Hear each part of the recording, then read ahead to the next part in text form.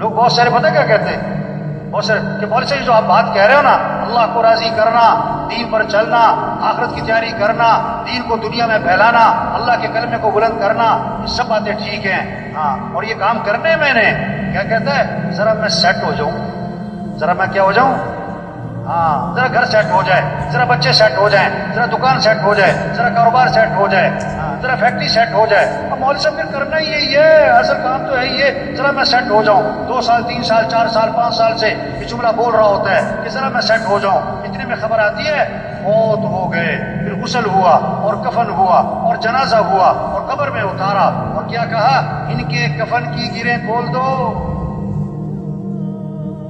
اور ان کا چہرہ قبلے کی طرف پھیر دو۔ پھر اوپر سے آواز آتی ہے، ہاں ہاں یہ سیٹ ہو گئے، ان پر مٹی ڈال دو۔ 2 سال 4 سال سے کہہ رہا تھا ذرا میں سیٹ ہو جاؤں، وہ کہاں جا کے سیٹ ہوا؟ قبر میں۔ ایسا سیٹ ہوا کہ مٹی ڈال دی۔ کس نے؟ بچوں نے۔ وہ بچوں کو سیٹ کر رہا تھا، بچوں نے باپ کو سیٹ کر دیا۔ اپنے ہاتھ بھی قبر میں جھاڑے، تیرا نوکر اپنا ہاتھ تیری قبر میں جھاڑے گا۔ اور بھائیو دنیا دھوکہ ہے، ہمارا اصل کام ہے اللہ کے دین کو دنیا میں پھیلانا۔ بھائی یہ 2.5 گھنٹے، بھائی یہ روزہ، چلو بھائی یہ تو قریب کرنے کے لیے ہے، یہ تھوڑا کہ چھٹی، اجتماع میں آئے چھٹی، اجتماع ختم چھٹی۔ میں نے ایک ساتھی سے پوچھا رائے کے اجتماع کے بعد کہ ماشاءاللہ آپ 3 دن یہاں رہے، بیان سنے، مذاکرے سنے، بہت ساری باتیں سنی، اب آپ واپس جا کے کیا کرو گے؟ واپس جا کے کیا کرو گے؟ کیا بات کی اس نے؟ کہنے لگا مولوی صاحب اگلے سال اجتماع پہ بھی رہوں گا، اگلے سال اجتماع پہ۔ یہ جیسے جمعہ پارٹی ہوتی ہے نا ہر مسجد میں، جمعہ پارٹی جو جمعہ پڑھ کے جا رہی ہوتی ہے، کس نیت سے؟ دوبارہ کب آنا ہے مسجد میں؟ اگلے جمعے۔ ان کی نیت ہی نہیں ہے سر پڑھنی۔ یہ بہت ساری اجتماع میں کیا ہے؟ اجتماع پارٹی۔ اب اجتماع میں آئے تو دوبارہ کب آئیں گے؟ اجتماع کب ہوگا مولوی صاحب؟ اجتماع کب ہوگا؟ اجتماع کب؟ وہ بھائی کام کہہ رہے ہیں، کام ہے، یہ چھوٹی سی زندگی ہے، اللہ نے بہت بڑا کام دیا، پورا دین پوری دنیا میں زندہ ہو۔ قرآن حفظ کرنے کی نیت سے شروع کیا، ابھی آدھا سپارہ بھی حفظ نہیں ہوا، موت آ گئی۔ اللہ قیامت کے دن اس کو حافظوں میں اٹھائیں گے۔ حج کی نیت سے چلا، ابھی راستے میں تھا کہ موت آ گئی، اللہ قیامت کے دن اس کو حاجیوں میں اٹھائیں گے۔ یہ سارا مجمع نیت کر لے بھائی، پوری دنیا میں پورے دین کو زندہ کرنا ہے انشاءاللہ، اپنی صلاحیتیں دین کے پھیلانے پر لگانی ہے انشاءاللہ۔ دیکھو 3 طرح سے کام چلتے ہیں، کتنی طرح سے بھائی؟ زور، طاقت، زر، پیسہ، زاری، منت، خوشامد۔ تبلیغ کا کام نہ زور سے چلتا ہے نہ زر سے چلتا ہے، کس سے چلتا ہے بھائی؟ زاری، دن میں لوگوں کی منت خوشامد، اور رات کو کس کی بھائی؟ یہ مجمع بہت قیمتی مجمع ہے، ہاں بڑا اہم مجمع ہے، ہر طبقے کے لوگ۔ اور سچی بات ہے یہ مجمع خود نہیں آیا، کون لایا ہے؟ یہ بہت بڑی نعمت ہے، اللہ کی بات کو بولنا، سننا، اس ماحول میں آنا، یہ نعمت ہے، نعمت ہے، نعمت ہے۔ اس کی قدر کیا ہے؟ یہ جو بات کہی جا رہی اس کو کرو بھائی، یہ جو سنی جا رہی اس کو کرو بھائی۔ یہ کہنا سننا کرنے کے لیے، صرف کہنا سننا برائے کہنا سننا نہیں۔ ہمارے تھے نا حاجی مشتاق صاحب رائے میں، میرا ترجمہ تھا، عربوں میں بیان فرما رہے تھے، وہاں لگے آج تبلیغ میں کیا ہوا، کہنے والا کہہ کے فارغ، سننے والا سن کے فارغ۔ اس پر مثال دی انہوں نے کہ بیوی جو ہے اپنے خاوند سے کہہ رہی، صبح جب جا رہا تھا وہ دکان اپنے کام پہ، کہ بھائی چینی ختم ہو گئی، چینی لانی ہے، بہت اچھا۔ آٹا بھی ختم ہو گیا، آٹا بھی لانا ہے، بہت اچھا۔ چائے بھی ختم ہو گئی، چاول بھی ختم ہو گئے، بہت اچھا۔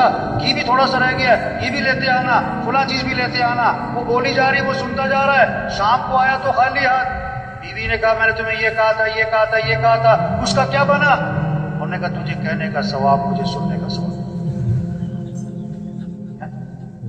اور بھائی یہ کہنا سننا کرنے کے لیے بھائی، یہ کہنا سننا کس کے لیے بھائی؟ چھوٹی سی زندگی ہے، کام کریں، اصل آخرت ہے، مر جانا، چھوڑ جانا ہے، یہ سب کچھ ختم ہو جاتا ہے۔ ایک وقت ہم دنیا میں نہیں تھے اور دنیا کا نظام چل رہا تھا، اور ایک وقت آئے گا ہم دنیا میں نہیں ہوں گے اور دنیا کا نظام چل رہا ہوگا۔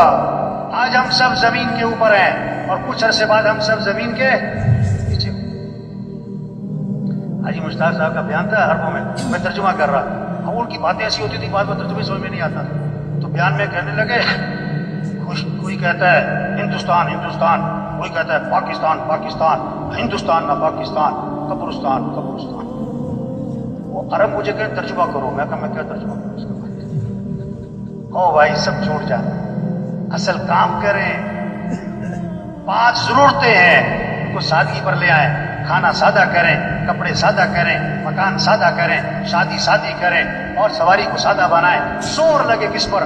دعوت، دین، تبلیغ، اللہ کا پیغام، سے روزہ، چلہ، 3 چلے، سال 7 ماہ، روزانہ کی محنت، روزانہ کا مشورہ، روزانہ کی ملاقاتیں، گھر گھر پھرنا، جگہ جگہ پھرنا، اللہ کے پیغام کو پہنچانا۔ سے روزے کی زبان نکلے، طاقت خرچ ہو، 3 چلے کی زبان نکلے، اس میں قوت خرچ ہو، اس میں صلاحیت لگے، مشورے میں بیٹھے، چکنا ہو کے بیٹھے، چکنا ہو کے رائے دیں۔ جو محنت کرے گا وہی رائے دے گا نا، تو سارا دن محنت نہیں کرتا وہ رائے کیا دے گا؟ وہ رائے کیا دے گا؟ اللہ نے بہت بڑا کام دے دیا بھائی، بہت اونچا کام دے دیا، بہت اونچا، انبیاء والا کام، انبیاء والا کام۔ کسی کو سفیر بنا دینا حکومت 1 مہینے کے لیے عارضی طور پر، اور 20 سال پرانی بات ہے، تو ابھی تک اس کے بھتیجے اور بھانجے لوگوں کو بتاتے میرا چچا سفیر رہا ہے، میرے تایا سفیر رہے ہیں۔ سفیر ہونے کو اتنی بات سمجھتے، اتنی بڑی بات۔ جو تبلیغ کا کام کرے گا وہ کس کا سفیر بنے گا؟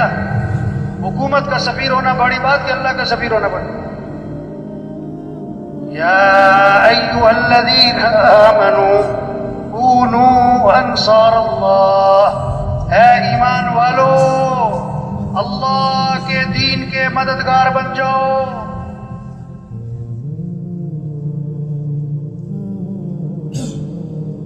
اے ایمان والو اللہ کے دین کے مددگار بن جاؤ۔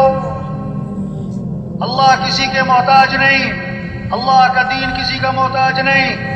جو دین کا کام کرے گا دین بھی چمکے گا، وہ خود چمکے گا۔ جو دین کا کام نہیں کرے گا دین تھوڑا مٹتا ہے وہ خود ہی مٹ جائے گا۔ بادشاہ کسی کو اپنی خدمت کے لیے رکھ لے، یہ بادشاہ کا احسان ہے، خادم کا کمال نہیں۔ اللہ جس سے دین کا کام لے، کام کرنے والے کا کمال نہیں، یہ تو اللہ کا احسان ہے۔ لیکن اللہ کس سے کام لے گا؟ بھائی صاحب فرمایا کرتے تھے جو تیار ہوگا اس کام کے لیے اللہ اسی سے کام لے گا۔